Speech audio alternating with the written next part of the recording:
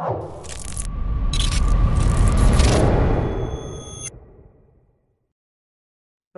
Gungsri, apakah sudah siap untuk memaparkan materi hari ini? Baik, siap Bu Melan. Terima kasih untuk perkenalannya. Baik. Saya akan mulai menyampaikan materi, tapi sebelumnya saya ingin menyapa dulu Prof. Bambang. Terima kasih tadi sudah memberikan insight juga buat kami semua di Saraswati. Terus di Prof. Netra juga terima kasih Prof. sudah berkenan nanti berbagi. Saya juga melihat ada Prof. Sudipe di audiens tadi dan teman-teman Terima di. kasih. Oke, Selamat selamat pagi Prof. pagi. Oke, terima kasih sudah hadir dan juga beberapa kolega dari berbagai universitas. Terima kasih partisipasinya, juga para pejabat struktural di Fakultas Bahasa Asing Unmas Denpasar. Baik, saya dibantu untuk share screen, Ibu Melan atau bagaimana? Baik, Ibu, kami dari panitia akan share screen. Ya. Mohon untuk panitia si acara bisa men-share screen materi dari Ibu Prof. Ya, baik. Terima kasih sudah dibantu, Bapak dan Ibu. Setelah tadi mendengarkan pemaparan dari Prof. Bambang yang sangat menarik tentang kejepangan dan globalisasi, juga berbagai isu di dalamnya, saya akan mengajak Bapak dan Ibu semua ke ranah bahasa yang juga bersinggungan dengan sastra. Ya, baik. Sudah muncul di layar. Ini adalah tema yang saya sajikan di Sebaya kali ini tentang penerjemahan sebagai ekspertis saya ya, riset interest saya dan juga apa yang saya lakukan sebagai seorang praktisi paruh waktu bidang penerjemahan dan juga penerjemahan lisan atau interpreting. Nah, dalam kaitan dengan tema, saya mengambil beberapa fokus dari kajian terjemahan, prosedur penerjemahan, pembingkaian, ya pembingkaian ini bukan pembangkaian tapi pembingkaian atau framing dan penilaian kualitas terjemahan atau Translation Quality Assessment atau TQA. Baik, boleh dilanjutkan slide-nya? Ya, ini perkenalan sedikit. Tadi sudah diperkenalkan oleh Ibu Melan, moderator. Selanjutnya di slide berikut. Ya, nah, ini yang saya sampaikan di awal tadi, Bapak dan Ibu. Mudah-mudahan nanti bisa membuka wawasan juga bahwa bidang kajian terjemahan itu juga berkembang seiring dengan banyaknya penelitian-penelitian ranah kognitif, ranah korpus, dan lintas budaya. Jadi saya mengambil beberapa fokus kajian dari terjemahan untuk mungkin kita sama-sama bisa membuka wawasan bahwa kajian terjemahan tidak menjadi sesuatu yang monoton, tapi bersifat dinamis, ya. Bersifat dinamis, seperti yang saya sajikan ketika pengukuhan, saya bicara tentang penerjemahan dan juga penginternasionalisasian bahasa Indonesia dan bagaimana peran di dalamnya. Nah, kali ini ada prosedur penerjemahan, tentu teman-teman bidang penerjemahan sudah sangat fasih ya, sudah sangat paham dengan apa yang dimaksud dengan prosedur penerjemahan dan siapa ahlinya. Itu dari Peter Newmark. Walaupun ini sebagai teori klasik, saya bisa katakan dalam bidang penerjemahan, tapi bisa tetap diinovasikan melalui kajian-kajian yang kekinian ya. Dan saya nanti akan sajikan beberapa contoh analisis yang bisa mengungkapkan ini. Kemudian ada transframing, itu di eh, tahun 2019 oleh Liu. Kemudian Translation Quality Assessment, TQA, yang sampai sekarang pun masih digunakan. Ini tokoh penerjemahan dari Jerman, Profesor Julian House. Ya, ini adalah kata kunci dalam presentasi saya dan akan disajikan secara berurutan sesuai dengan fokusnya. Ini terkait dengan tema yang diinginkan panitia, yaitu peran bahasa, sastra budaya dalam sistem komunikasi. Dan yang saya ambil adalah komunikasi lintas budaya dikaitkan dengan penerjemahan. Baik, slide berikutnya. Iya. Nah, prosedur penerjemahan, Bapak dan Ibu, kita bisa lihat tidak hanya menjadi sebuah kajian terjemahan deskriptif, tapi juga bisa ditunjang dengan data-data yang bisa divisualkan. Artinya dengan mudah bisa, mungkin dengan lebih mudah bisa dicermati bagaimana teks tertentu ya, diterjemahkan dan apa tendensi atau kecenderungan, cara, strategi atau metode, dan yang lebih bersifat kecil lagi, bersifat mikro itu adalah prosedur penerjemahan. Dan ahlinya di situ Peter Newmark yang kemudian dikembangkan oleh berbagai ahli lainnya dan juga diterapkan. Saya menggunakannya di tahun 2017 bagian dari disertasi saya untuk teks kedokteran dan di situ ada semacam taksonomi sebagai salah satu luaran atau novelty riset yang saya ajukan. Jadi dalam teks akademik, contohnya teks terjemahan, itu kecenderungannya akan ada peminjaman, dan peminjamannya juga unik. Tidak hanya dari bahasa, katakanlah bahasa sumbernya ke bahasa sasaran, ke dalam bahasa Indonesia misalnya, dari bahasa Inggris, tapi juga ada peminjaman yang bersifat dari bahasa lain. Karena konsep atau bidang ilmu kedokteran tentu akan sangat bersinggungan dengan penerjemahan dari bahasa Yunani misalnya, atau bahasa Latin, dan harus dipinjam secara murni.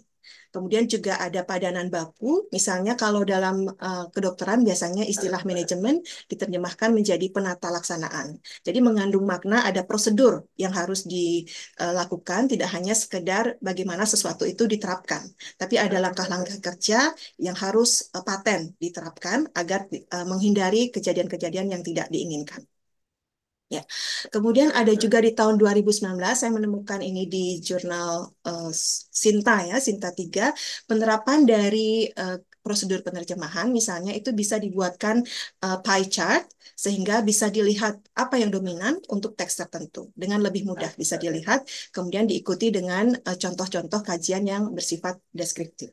Kemudian yang beberapa yang terbaru di tahun 2022 dan 2023, seperti Bapak dan Ibu bisa lihat di sebelah kanan, itu ada beberapa kajian penerjemahan yang terbaru, tetap menggunakan prosedur penerjemahan, dan diterapkan misalnya yang lebih atas oleh Amanador dan Wang itu diterapkan untuk mengkaji penerjemahan culture specific items atau CSIS items ya. Jadi akan banyak sekali perkembangan yang bisa dianalisis terkait dengan tipe teks, kemudian apa kecenderungan dari teori penerjemahan yang digunakan, termasuk prosedur penerjemahan di dalamnya. Nah, kemudian yang lebih baru di tahun 2023, sebagai sebuah kajian penerjemahan bisa juga dikaitkan antara satu item dengan item lainnya. Misalnya, prosedur penerjemahan dari Newmark ya, ada borrowing, kemudian ada transference, naturalisasi. Naturalisasi itu yang penyerapan, kemudian digambarkan bagaimana kecenderungannya dengan metode penerjemahan. Nah, kalau metode penerjemahan seperti yang mungkin juga sudah Bapak dan Ibu ketahui atau mahasiswa mungkin yang saya ajar sudah pernah ditunjukkan diagram V dari Newmark di mana kecenderungan satu teks tertentu itu berorientasi, apakah berorientasi pada teks sumber atau teks sasaran, itu disampaikan dengan sangat jelas di diagram V.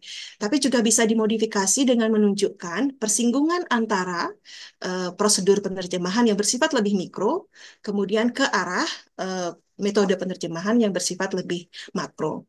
Sehingga misalnya semantic translation itu akan berkaitan dengan peminjaman karena dia orientasinya pada bahasa sumbernya.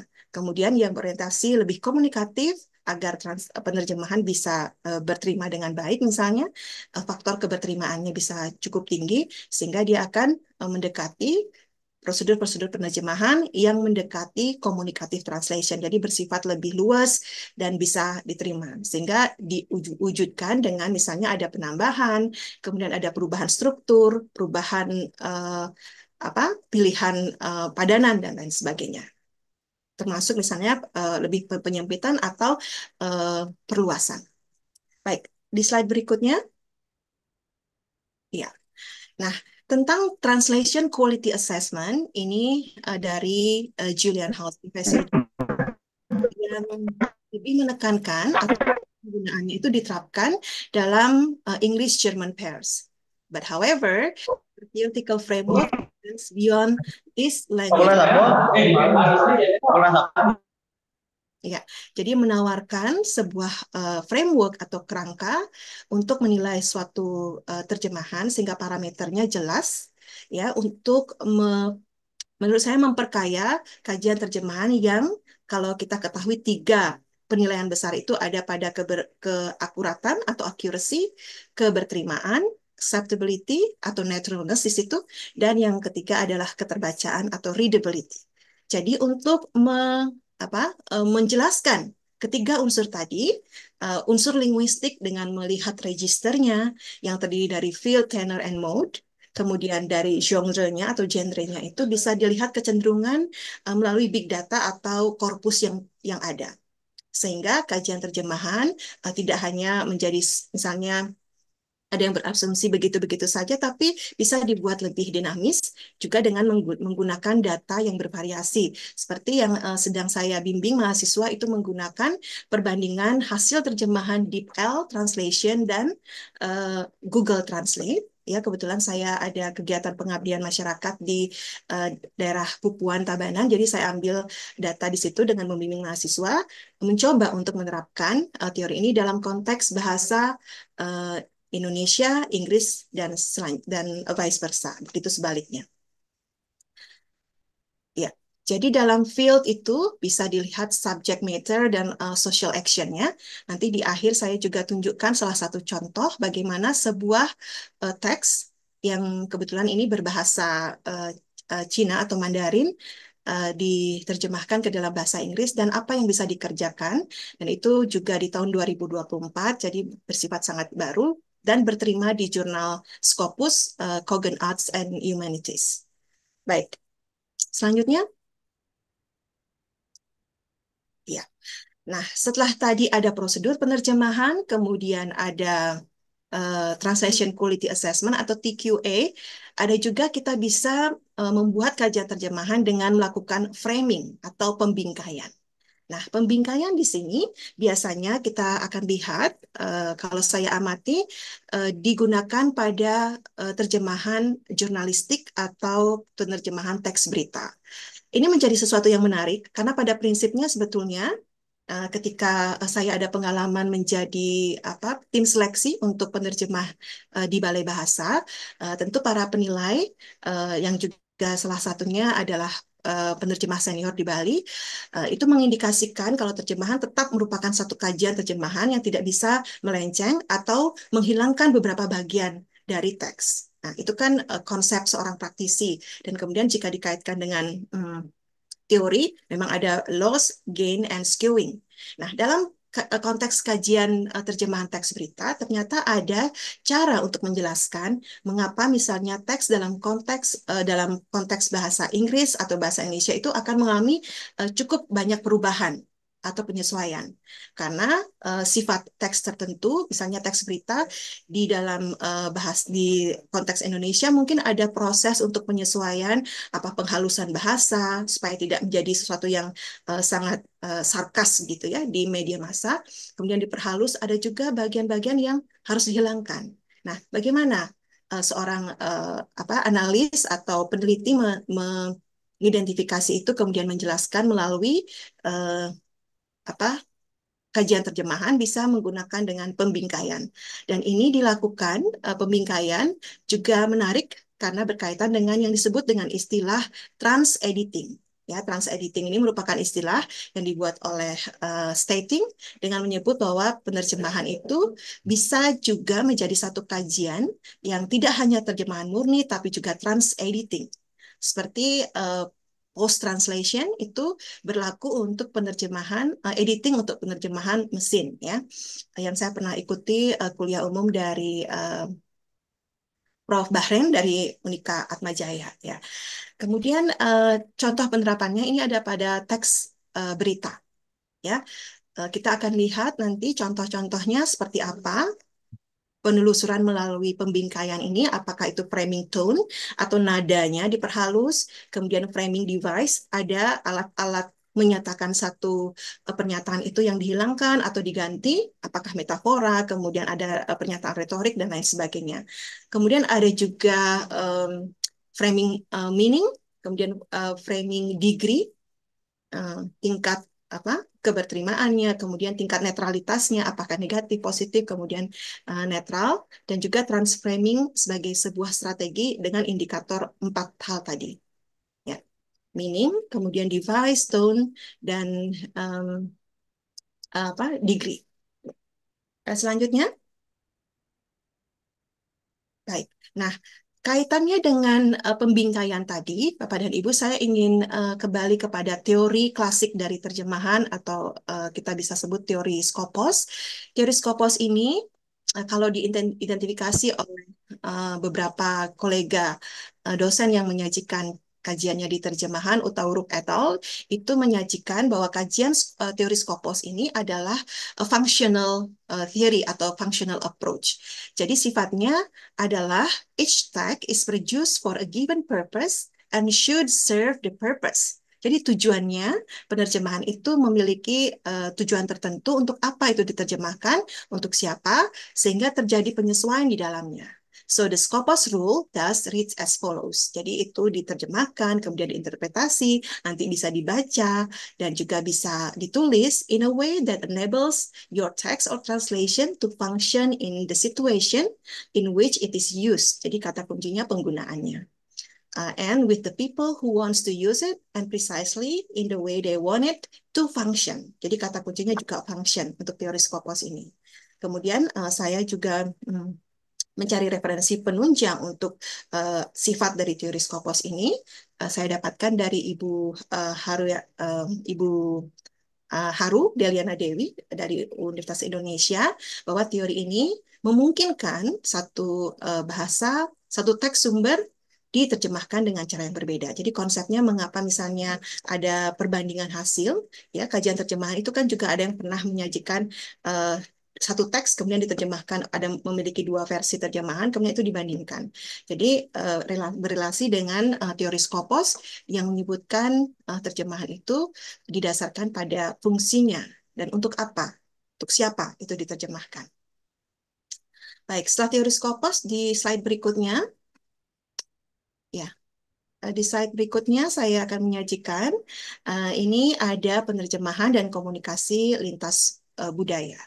Ya, tadi Bapak dan Ibu saya ajak untuk menyimak beberapa fokus dari kajian terjemahan yang bisa digunakan dengan analisis terbaru bahwa dari seorang ahli juga Deka, saya mengambil kesimpulan ya bahwa penerjemahan ini sangat memegang peran penting dalam komunikasi lintas budaya untuk menjembatani kesenjangan atau gap antara satu bahasa dengan bahasa lainnya. Tentu bahasa tidak bisa dilepaskan dari fundamental dasarnya budaya dari masing-masing daerah atau budaya dari masing-masing daerah atau negara dalam konteks yang lebih besar, di mana satu bahasa itu melintasi batas kenegaraan.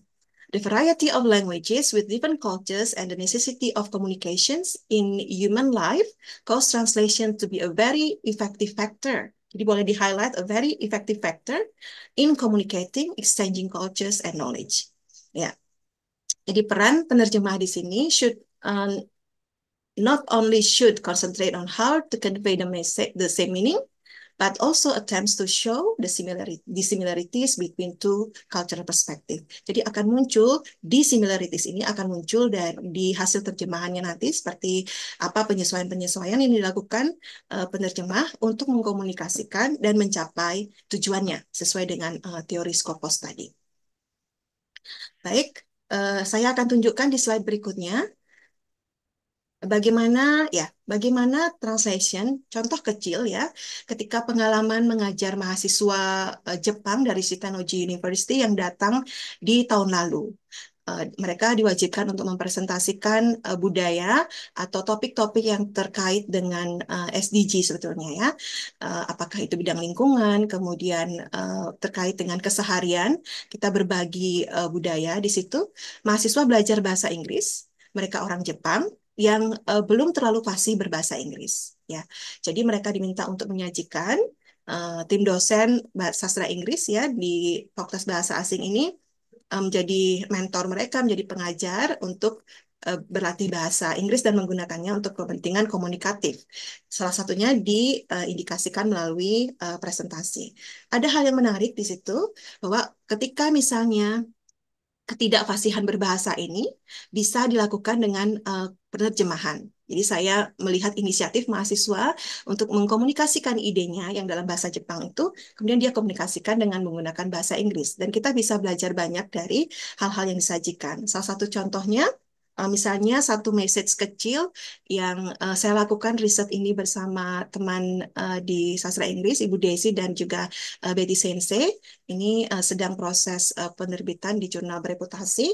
Nah, kalau kita lihat perbandingan dalam komunikasi lintas budaya ini, kita bisa perhatikan bagaimana kognitif seseorang yang dipengaruhi oleh budayanya itu bisa kita analisis. Misalnya kalau penempatan sepatu atau sandal, kalau orang Indonesia itu kan pasti akan mengarah kepada arah pintu ya, arah pintu masuk. Tapi kalau misalnya dalam bahasa Jepang meletakkan alas kakinya itu mengarah kepada arah luar, ya sesuatu yang mungkin kecil tapi jika diperhatikan itu mengandung pesan yang bisa dimetaforakan, yang bisa dianalisis dengan menginvestigasi lebih lanjut apa sih yang sebetulnya terjadi. So culture has been called the way of the life for an entire society.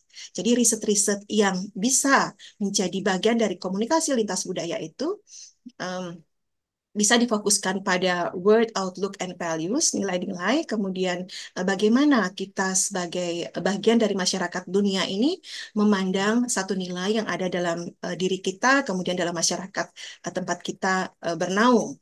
Ya, kemudian ada cultural characteristic of verbal behaviors dan juga non-verbal communication.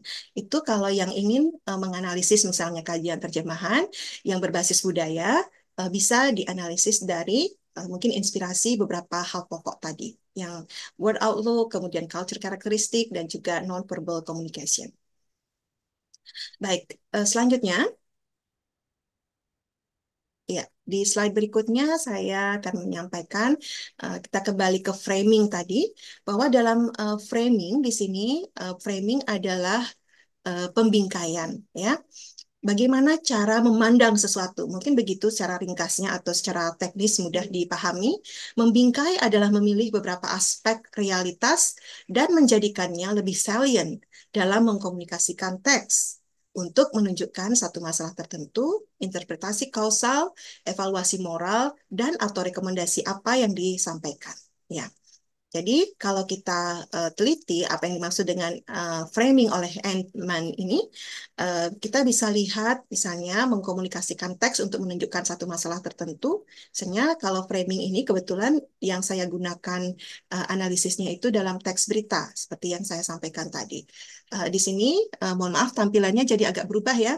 Mungkin perpindahan device, jadi situ ada framing meaning, kemudian framing degree, dan framing device.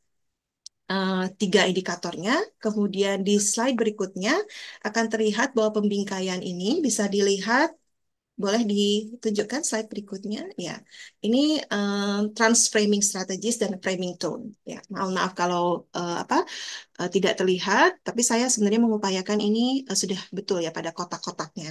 Jadi yang di atas itu 04 adalah transframing strategies dan kemudian framing tone. Sebagai sebuah kerangka analisis besar, transframing strategis ini dinilai dari 4 indikator yang lain yang sudah ditampilkan tadi. Ada meaning, device, kemudian ada degree, kemudian ada tone. Nah, transformasi dalam konteks framing di sini merujuk pada cara sebuah cerita direpresentasikan melalui terjemahan dan berdampak pada persepsi pembaca. Nah, kaitannya seperti tadi saya sampaikan, bahwa dalam teori penerjemahan, dengan cara prosedur apapun, siapapun yang kita rujuk, itu pastinya akan harus direpresentasikan kepada siapa.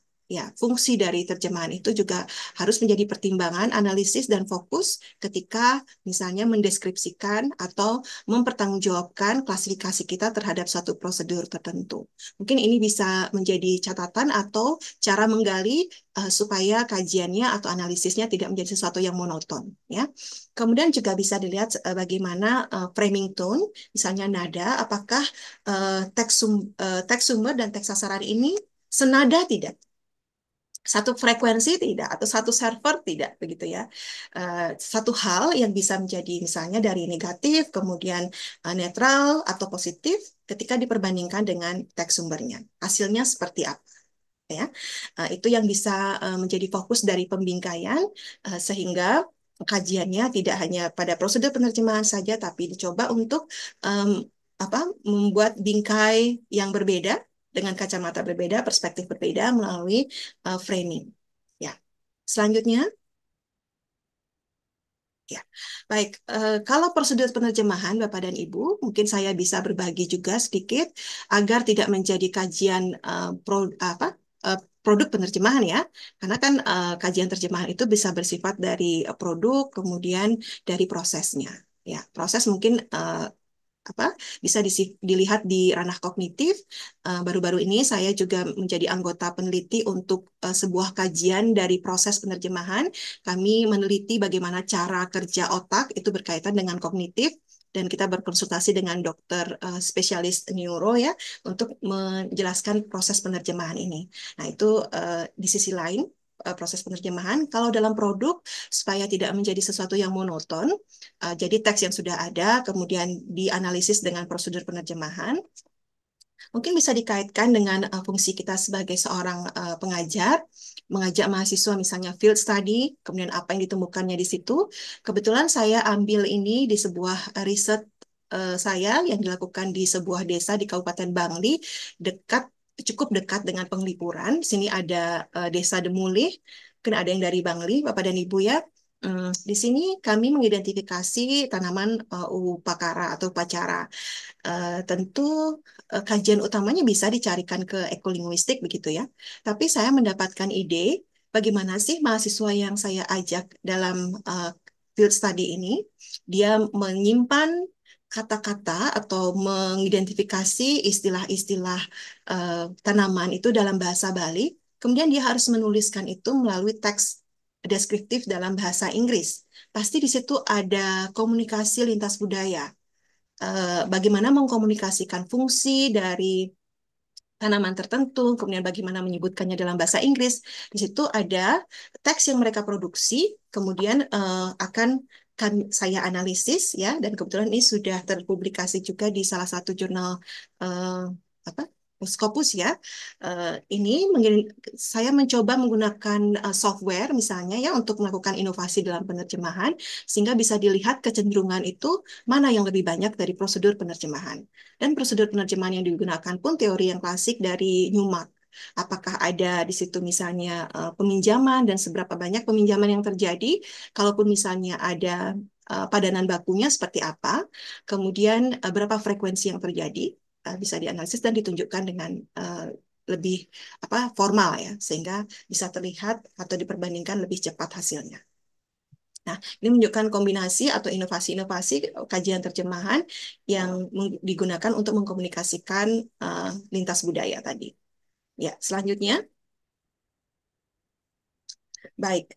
Dalam perkembangannya, pengembangan analisis produk ini dan proses ya, dan proses dalam proses itu ada kerangka yang secara umum oleh NIDA disebutkan kalau analisis proses misalnya dan lebih dikembangkan menggunakan kajian kognitif misalnya ya, itu intinya tentu ada proses analisis terlebih dahulu, bagaimana teks sumber, kemudian teks sasaran nanti akan diprediksi seperti apa, dianalisis, dipelajari terlebih dahulu, kemudian ada proses transferring, proses penerjemahannya, kemudian restructuring. Jadi ada proses proofread, kemudian editing dari penerjemahan yang sudah dilakukan prosesnya. Jadi dengan tiga tadi. Dengan proses tiga tadi akan ada produk tentu saja ya Bapak dan Ibu.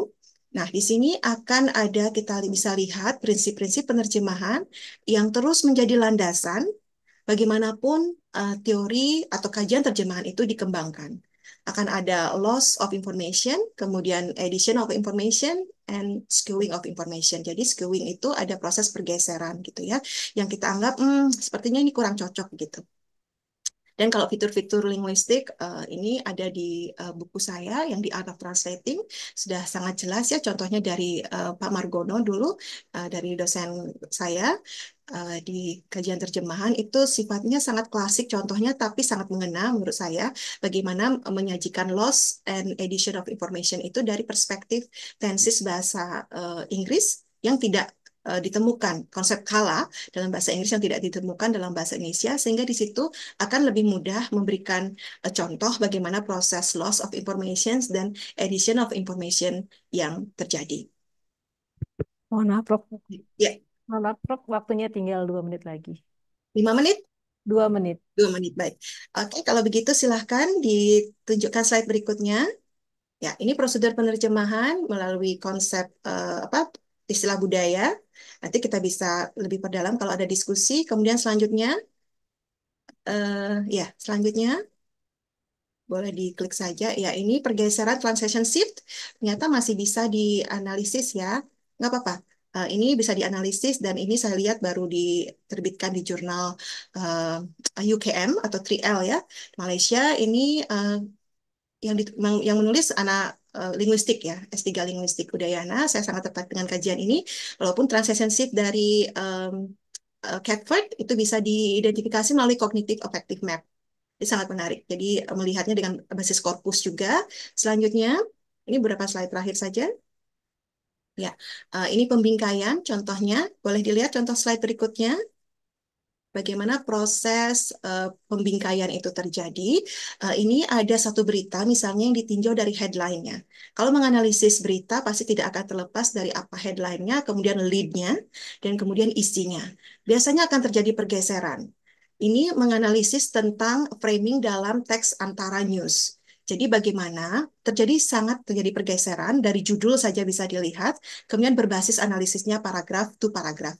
Paragraf ke paragraf itu dianalisis, ada informasi yang hilang, kemudian ada informasi yang judulnya itu jadi sangat berubah total. Seperti contoh misalnya Presiden menyaksikan COVID-19, kemudian terjemahannya menjadi di judul ya, Government begins door-to-door vaccination drive. Jadi fokusnya berbeda gitu. Baik, selanjutnya saya ingin menunjukkan yang translation quality assessment setelah ini meninjau field itu apa saja, isinya, kemudian tenor, dan mode. Nanti ada contohnya ya. Silahkan selanjutnya. Ya, ini mode, bagaimana apakah style dalam penyampaian itu bisa dilihat dan dikaji. Kemudian genre-nya ini berbasis comprehensive understanding fungsi teks itu. Jadi bisa dianalisis bagaimana teks itu mengkomunikasikan ide tertentu. Ya. Baik, selanjutnya contohnya ini adalah dalam konteks terjemahan um, Chinese Indonesia, sorry Chinese English ya, ada sebuah short story yang diterjemahkan menjadi sweltering summer. Jadi apa? Masa musim panas yang sangat membara ya, sangat panas sekali. Itu bisa dibandingkan dulu teks sumber kemudian teks sasarannya. Kemudian analisisnya bisa terjadi dulu melalui transliterasi, kemudian diberikan komentar. Tetapi desain yang lebih besar ada pada slide berikutnya. Desain yang lebih besar itu, jadi itu bisa dirinci, serinci-rincinya ya menurut saya dari field itu, dari lexical devices-nya, apa yang diperbandingkan, kemudian apakah ada mental proses di situ, apakah ada proses di situ, ada mental, kemudian tematiknya seperti apa, additional, kemudian interpersonal, hubungan antara misalnya penulisnya bermaksud seperti apa, kemudian bagaimana pembaca itu ada pada siapa yang terlibat, partisipan yang terlibat. Di situ bisa dianalisis juga sehingga kajiannya bisa menjadi lebih mendalam. Baik, ini contohnya nanti jika berkenan Bapak dan Ibu boleh saya bagikan PDF-nya untuk bisa diinvestigasi lebih lanjut daripada referensi. Baik, di slide berikutnya, ya.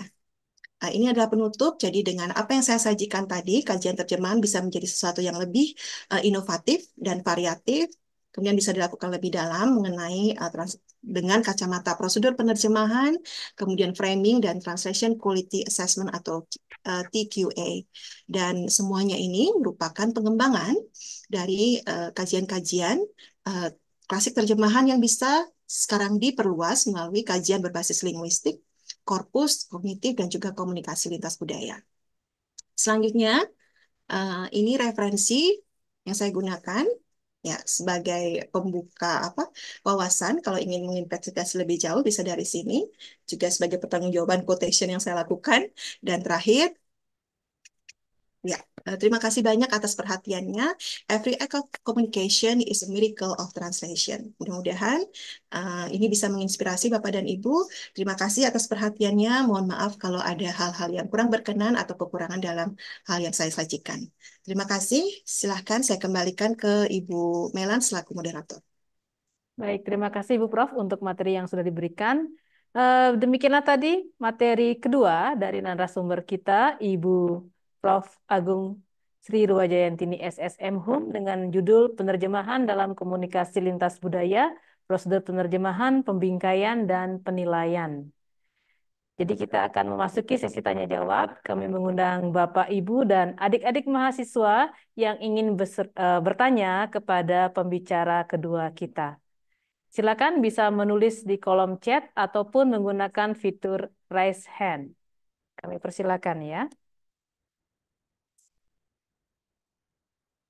Baik, sudah ada penanya Ibu Prof. Sudah ada yang raise hand.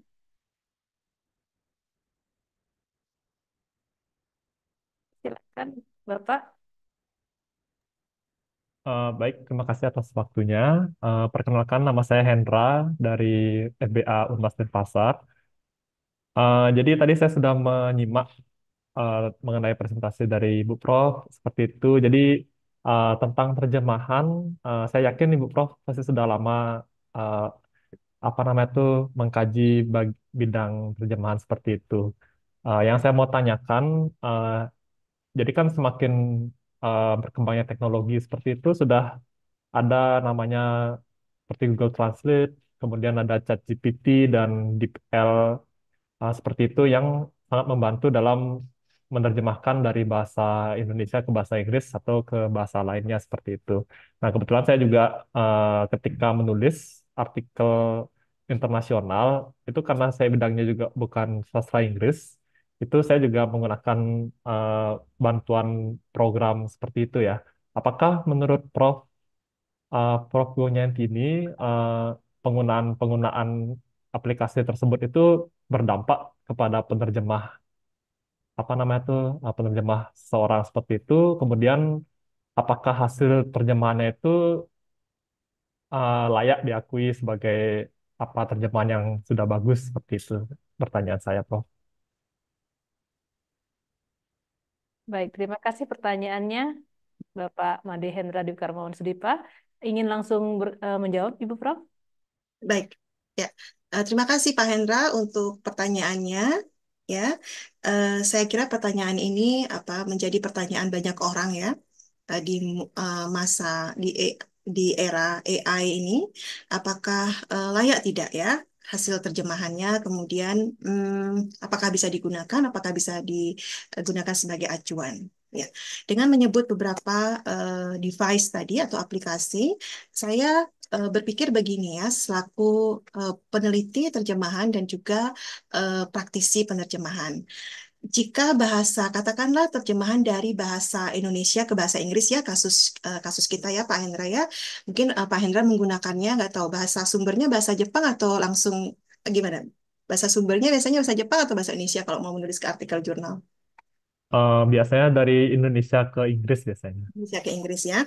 Jadi kalau bahasa Indonesianya cukup bagus, nah biasanya adalah problemnya bahasa Indonesia itu yang agak muter-muter ya, agak muter-muter, agak flowery gitu bahasanya sehingga tidak bisa ditangkap dengan baik secara esensi apa yang ingin disampaikan.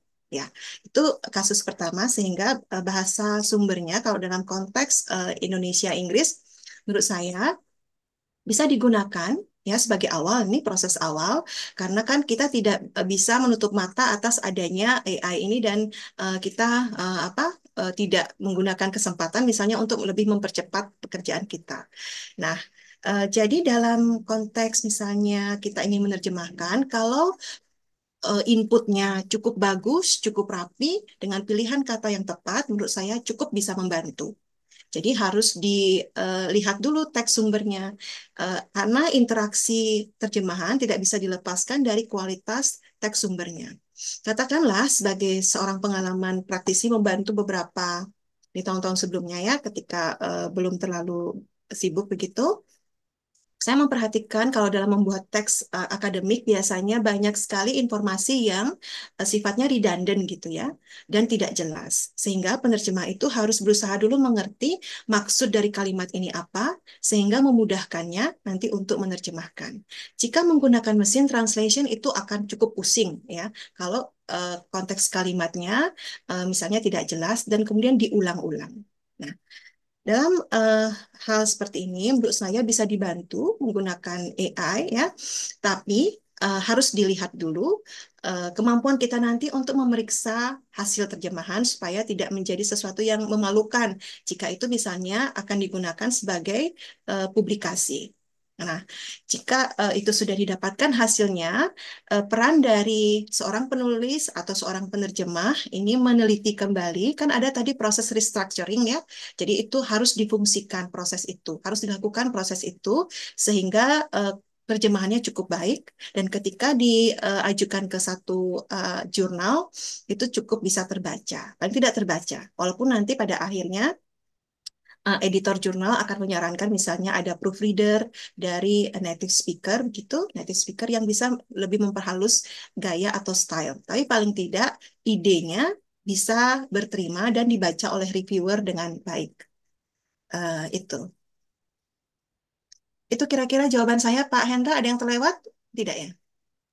Baik, jadi terima kasih atas jawabannya, Bu Prof. Jadi dari yang saya tangkap, uh, jadi tidak masalah menggunakan terjemahan asal kualitas sumber terjemahannya itu bagus, seperti itu ya, yang saya tangkap ya. Ya, dan satu lagi proses restructuring-nya harus dilakukan. Mm-mm. Ya, karena saya juga banyak belajar kosakata baru dari menggunakan apa namanya itu aplikasi tersebut. Ya, Jadi aplikasi ya, tersebut ya juga kalau itu biasanya ChatGPT itu udah ketahuan banget pilihan katanya itu yang akademiknya itu karena terangkum dari sekian big data menggunakan teks-teks akademik ya. Itu yang mungkin sedikit pengetahuan saya tentang AI hmm, mungkin seperti itu cara kerjanya. Jadi kita bisa juga belajar melihat bagaimana tendensi dari pilihan-pilihan kata yang muncul. Kemudian kita bisa belajar, oh ini sebetulnya bisa digunakan juga memperkaya wawasan kita dan mempercepat langkah, tapi asal kita jamin juga dengan proses restructuring atau proofread dan mengkonsultasikannya kembali dengan mencari penunjang ya, istilah-istilah penunjang atau hal-hal yang berterima dari konteks teks yang kita buat. Saya sekira begitu ya Pak Hendra. Terima kasih atas partisipasinya untuk bertanya. baik, terima kasih, Prof. Baik, terima kasih. Kita masih ada satu penanya lagi yang raise hand, menggunakan fitur raise hand. Bapak Prof. Sudipe. Selamat siang, Prof. Selamat siang, Ibu Moderator. Terima kasih. Silakan pertanyaannya. Senang sekali saya bisa berpartisipasi, walaupun saya aktif di rumah sekarang. Jadi ini kegiatan bagus.